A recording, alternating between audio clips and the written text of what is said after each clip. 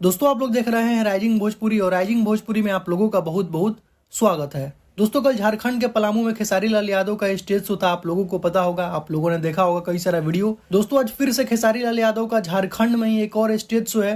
देख सकते हैं खेसारी लाल यादव एक वीडियो बनाकर बताए हुए हैं। तो क्या कुछ बोले खेसारी लाल यादव, कहाँ पर ये स्टेज शो है झारखंड में, आप लोग देखिए इस वीडियो को। बाकी मिलते हैं नेक्स्ट वीडियो में। Thank you so much.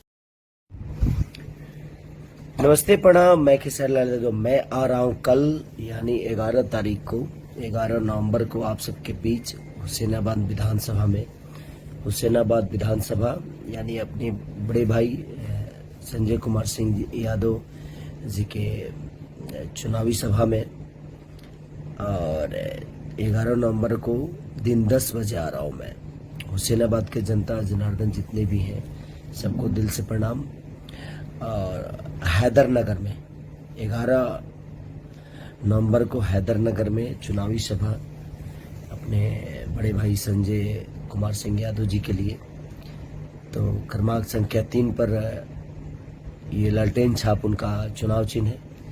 मैं उसके लिए आ रहा हूँ और इंडिया गठबंधन के लिए आ रहा हूँ। तो आप आइए और अपना प्यार और आशीर्वाद दीजिए। Love you all, thank you.